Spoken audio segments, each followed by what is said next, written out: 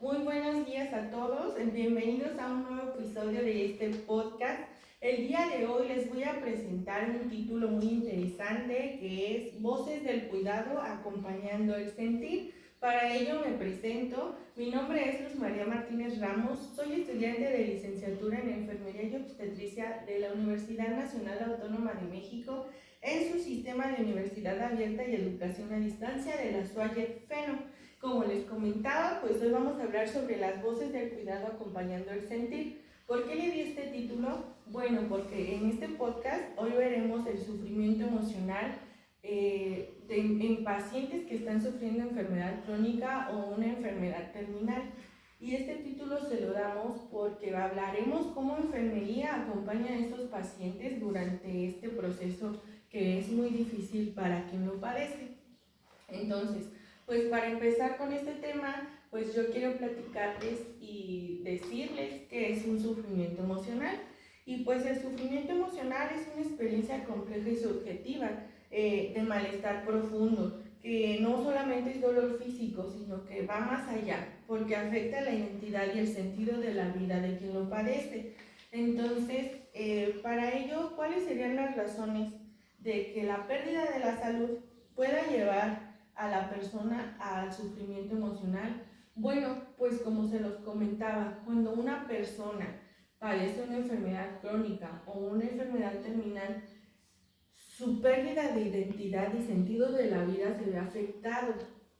¿Por qué? Pues porque esto implica emociones.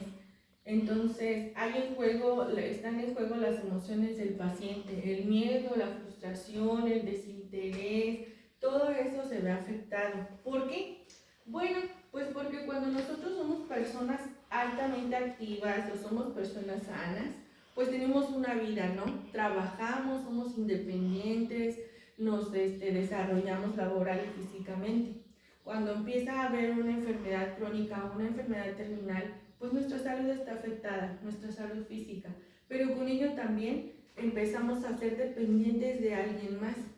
Empezamos a ser dependientes hasta de un medicamento, de una máquina, de una función, de alguien que nos ayude hasta levantarnos, ¿no? En algunos casos y en algunas enfermedades.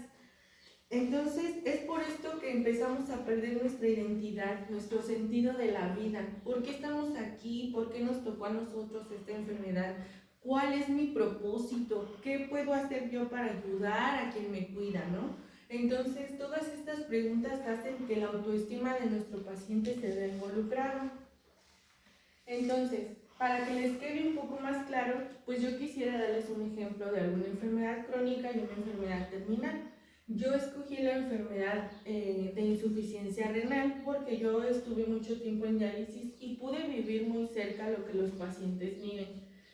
Y es una enfermedad que realmente es compleja y que sabemos que pues una enfermedad crónico-degenerativa se caracteriza porque es una enfermedad que va a durar toda la vida y que no se va a curar, no se va a quitar, simplemente se puede tratar.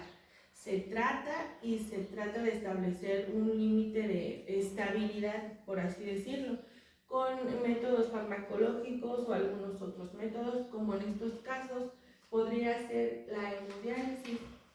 La hemodiálisis es un método para la insuficiencia renal que funciona con unas fístulas. A los pacientes se les introduce una fístula que conecta una arteria y una vena, donde después de eso se conecta a esta máquina y la máquina hará la función que hacían los riñones y que ahora ya no pueden hacerlo, que es limpiar a nuestro organismo de toxinas. Entonces, esto va a ser la hemodiálisis. ¿Por qué les digo que afecta? Porque aunque sabemos que tiene beneficios, afecta la independencia del paciente.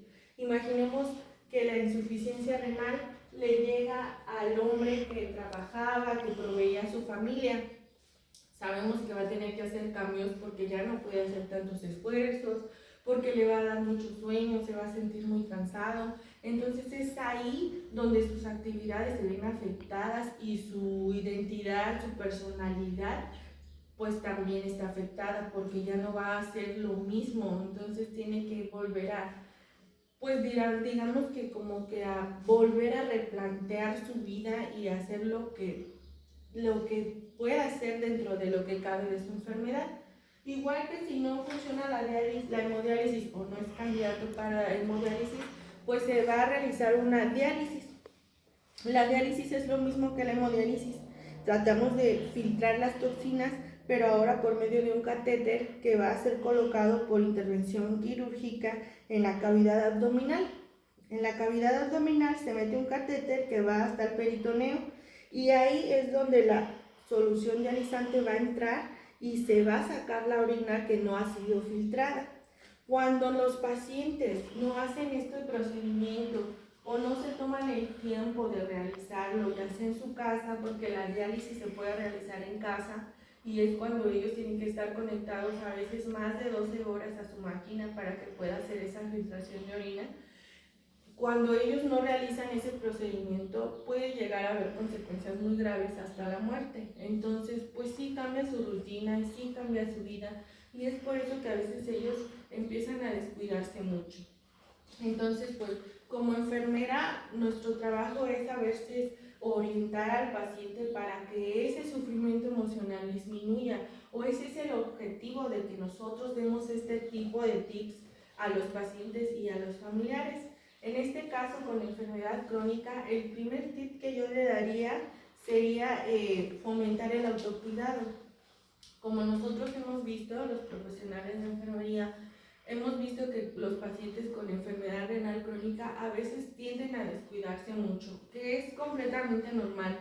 Es una enfermedad que los desgasta demasiado física y emocionalmente, porque a veces ya en esta actualidad hay pacientes muy chicos con enfermedad renal crónica, hasta de 16, 17 años. Entonces es por eso que a veces se descuidan mucho.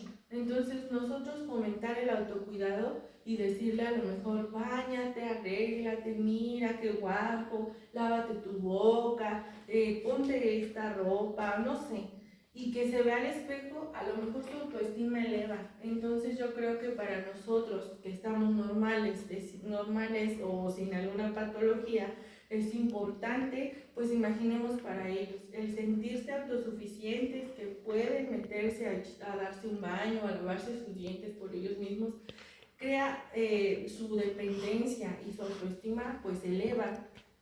El segundo sería la escucha activa. El profesional de la enfermería pues tiene la obligación ética de ser personal neutro y eso a veces nos favorece porque escuchamos al paciente sin juzgarlo. Entonces, cuando el paciente puede expresar sus emociones y su sentir sin sentirse juzgado, pues eso va a hacer que él se sienta escuchado, que sienta que alguien lo ve más allá de su enfermedad, ¿no? Sino como una persona que aún siente, que aún tiene ganas de expresarse, de quejarse si quiere. Entonces yo creo que nuestro trabajo como personal y escuchar activamente creo que es indispensable en este caso. Y el número 3 sería reforzar las redes de apoyo. Al ayudar al paciente a identificar y apoyarse con sus familiares o grupos, con condiciones similares, a veces ellos les ayudan. Hemos visto cómo entre ellos a veces platican súper bien y empiezan a ver que no todos tienen el mismo problema, pero sí tienen a lo mejor las mismas soluciones. Entonces, a veces es importante decirles que platicar con alguien más o que no son los únicos que están pasando por esa situación, les ayuda bastante con su autoestima, con su estrés, con su ansiedad, y entre ellos mismos a veces se apoyan demasiado, son un grupo muy bonito la verdad y siempre se están apoyando. Entonces hasta para mí como personal de enfermería, mi red de apoyo a lo mejor sería trabajo social en muchos de los casos, donde yo a lo mejor a veces no sé la información completa, pero los oriento y los mando con trabajo social y los saca de la duda, los puede mandar hasta alguna asociación, los puede mandar a hacer hasta algún estudio, alguna herramienta que necesiten para su tratamiento. Entonces, si nosotros como personal profesional contamos con esa red de apoyo, es importante que también ellos con una enfermedad crónica pues tengan esa herramienta y esa oportunidad, y es demasiado importante fomentar nosotros como profesionales que existen ese tipo de herramientas que les ayudan a llevar su tratamiento o su enfermedad de manera más relajada. Entonces, pues ahora vamos a pasar con qué es una enfermedad terminal. Como les había dicho al principio, pues estamos hablando sobre el sufrimiento emocional en dos patologías, una patología crónica y una patología que ya es terminal. Entonces, pues para nosotros poder entender, primero tenemos que saber qué es una enfermedad terminal. Una enfermedad terminal es una condición avanzada e irreversible donde no hay respuesta a tratamiento curativo y el pronóstico de vida es limitado. Como lo sabemos, una enfermedad terminal pues a veces ya está limitada a que la persona solo va a vivir unos meses o algunas semanas. Entonces, pues en grandes rasgos, una enfermedad terminal es una enfermedad que ya no se cura, ya no hay vuelta atrás. Y para ello, pues yo tomé como ejemplo el cáncer, ya sea cáncer de mama, cáncer de próstata, cáncer de estómago. El cáncer es una enfermedad que ha estado muy latente en los últimos años y en la mayoría de los casos, pues el cáncer es diagnosticado en etapas ya muy tardías, donde ya es irreversible y se convierte en una enfermedad terminal. Entonces, pues en estos casos hay veces que nosotros como enfermería y por decisión familiar se hacen cuidados paliativos. Entonces, pues en este caso, no, yo como enfermera creo que mi prioridad o los primeros tips que yo le daría a mi familiar, si se lo lleva a su casa o yo lo tengo en hospital, pues sería el confort y controlar los síntomas. Como les explicaba, yo les puse el ejemplo del cáncer y el cáncer es una enfermedad que cuando está en tratamiento paliativo o está en tratamiento de rescate, los fármacos que entran al sistema físico pues son muy fuertes y desgastan mucho al paciente porque el paciente termina muy cansado, con vómito, diarrea, mareos, náuseas. Entonces, para mí como personal de enfermería, pues sería importante disminuir los síntomas que él presenta. Pero yo, ¿qué voy a ganar con disminuir los síntomas? ¿Qué voy a ganar con quitarle el vómito? ¿Qué voy a ganar con quitarle la náusea, la diarrea, el dolor? Bueno, pues no solamente gano yo, gana el paciente y gana el familiar. Ganan porque su confort se eleva, su nivel de estrés disminuye, la ansiedad también disminuye. Cuando un paciente siente dolor, su ansiedad se eleva. Recordemos que aunque son pacientes en etapa terminal, y a lo mejor ellos ya lo saben, el miedo a la muerte sigue, generando incertidumbre, sigue generando pues miedo. Somos seres humanos y aunque muchos pacientes lo ven de una manera diferente y lo aceptan de la mejor manera, siguen teniendo ese miedo porque son seres humanos y todos vamos a tener miedo a lo que no conocemos, a lo desconocido, y la muerte es desconocida. Entonces, cuando nosotros tratamos esos síntomas y manejamos el confort, nuestro paciente y su ansiedad mejora. Entonces, para mí sería el primer punto. Yo creo que si partimos de ese punto, todo lo demás será más relajado, más tranquilo para poder trabajar. En el segundo sería la presencia auténtica. Aunque sabemos que a lo mejor como enfermeros ya no podemos hacer mucho por ese paciente, la presencia auténtica es algo de estar más allá de estar ahí físicamente, sino que es algo de estar ahí con empatía, dar un trato más humanizado, empezar a ser enfermeros más empáticos, ¿no?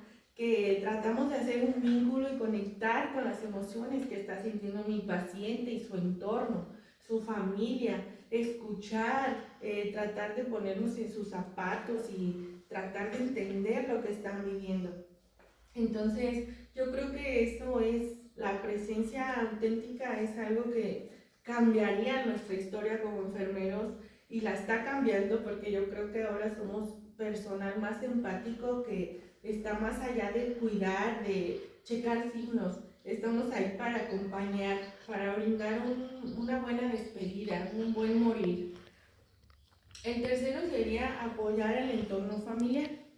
En enfermería, el apoyo familiar es más que un complemento, es una herramienta para brindar el cuidado y el tratamiento llegue a una buena conclusión. Entonces, cuando nosotros incluimos a la familia, es fundamental porque la familia se siente protegida, se siente incluida y el paciente se siente respaldado. Entonces, cuando nosotros tratamos de involucrar a la familia o darle su espacio con el paciente y portarnos humanos y dejarlos despedirse de él, el paciente lo agradece y se va más tranquilo. A lo mejor desde mi creencia, yo siento que mi paciente se va más tranquilo y los familiares también porque les di la oportunidad de despedirse. Entonces, pues el sufrimiento emocional es un tema bastante extenso que la verdad a mí me gustó mucho, me encantó y me fascinó. Y yo espero que a ustedes también les haya gustado mucho este tema y que les haya quedado un poco más claro con la explicación que yo les di. Y de verdad que yo me voy muy contenta con el aprendizaje de esta unidad 2 de la materia cuidado a pacientes con sufrimiento emocional y psíquico. Y espero haber logrado los objetivos que tenía esta unidad para mí como enfermera. Y pues, sin más por el momento me despido. Muchísimas gracias por verme y escucharme. Nos vemos.